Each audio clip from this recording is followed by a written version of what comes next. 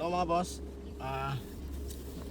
parang ano lang to, training ground online.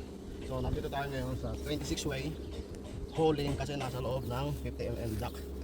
So hinoling yan, tapos ang cabinet papunta roon.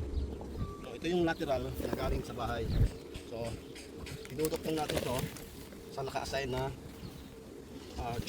tube number. Ito yung white 524. So base yan sa plano, sinulat ko para ganyang kabilis. So ang mga tools na kailanganin natin dito, syempre yung nung binuksan natin itong conduit, ang ginamit natin itong renovator. Ngayon mabuksan na natin ito. Enough na to para mabuksan natin. So kailangan natin snail, ito yung panghiwa, sharp knife, tapos blue cutter, tapos ito yung flat screwdriver pang dukot. So ang pambalot naman, siyempre yung cardboard, masking tape. So bubuksan na natin itong sharp. Ayan, sharp, yan yung humihiwa dito. So estimate natin dito, tusok, tapos ikot mo lang. Tapos para hindi ka ma-sure yung sukat, so dito ka sa mga baglan lang. Yan, ikot. Yan. So yan, may gatnan na. So ginagawa ko, inaalak ko lang yan. Yan, kita nyo. Tapos next tools na gagamit natin is nail. So ito yung pinaka titi niya, up and down lang. Adjust mo na lang kung alam mong makakasugat o hindi. Tapos yan, isurbol mo lang na kakabit. So kailangan pa natin adjust. Kailangan na mataas para kumagat. Yan, pag kumagat na yan, ulahin mo lang ito. Ganyan mo lang, ibaba ng ibaba. O yan, okay na to. Tapos flat screwdriver para pag-angat ng balat.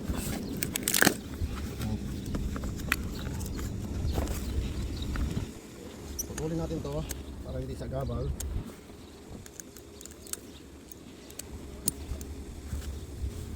So nakasign dito ay white 5. So hanapin natin yung white 5. Ayan, may number yan. 2. Check nyo lang, double check na lang para sigurado kayo, para hindi ma-tube fault. 4, 5. So ito yung 5. Kasi madali naman pag yung nakita mo rin yung number 1, pailalim mo, papabaw yung susunod niya. Patuloyin mo. Ito yung next natin, pang putol ng screw. Ayan. So white 5.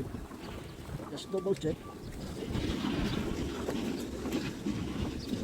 Ito yung repaw.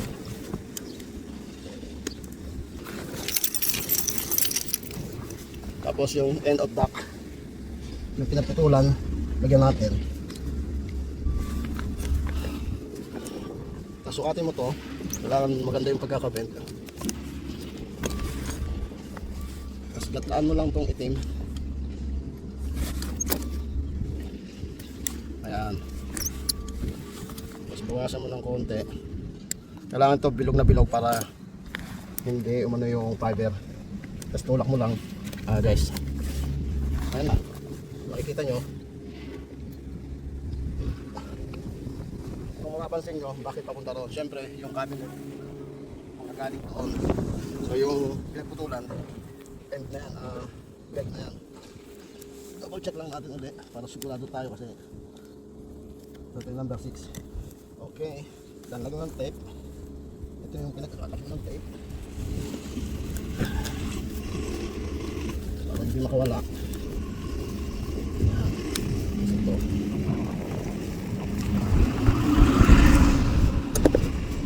Yan lang guys, yan yung pagdukot ng assignment ng tube sa 26 way. So ngayon, andito na tayo sa pag-wrap. Na-tape na natin yan. Ngayon, itong cardboard, mo. Ipalot sa kanya. Unatin mo. Yan, tapos take uli. Baas matsaik. Yan. So kung nanonood kayo at least merong idea kung meron mang makakuha kayo ng idea kung meron lang kayo mga interview na papunta rito sa New Zealand o sa Australia, at least makukuha nyo yung details. Ayan guys, so nilagyan na natin yung cardboard. Susunod natin tape na malaki. Ito kasi kailangan tumikit, kailangan natin balik pa rin. Ito muna dito, tapos ito i-twist mo. Kasi ito yung kailangan niya para tumikit. Nasa ibabaw yung pandiit, yung malagkit. Ito lang yan hanggang mapuno. Tapos putulin mo. Tapos ito na yung susunod natin. Ito putulin mo lang kasi hindi naman kaya. Yung ibang jointer, ginaganyan nila. Ako kasi gusto ko yung ikot. Kaya tanggalin mo na itong papel. Ito yung dumitikit sa tape. Mahirap na tanggalin yan. Yan, tapos ganyan mo lang ikot. Sukatin mo ng konti para maganda, maunat. Tanggalin natin. Kasi maganda to, hindi tatama sa lupa para malinis. Yan, kulang na lang ng konti.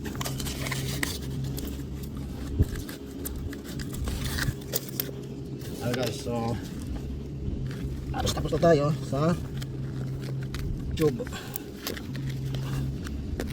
top joint. Ano guys, so last part, itong type panoorin natin.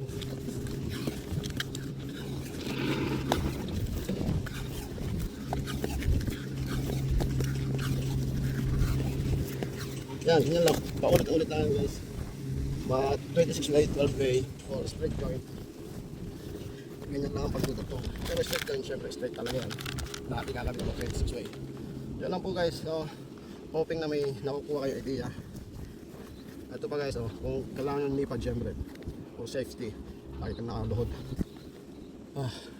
Next video,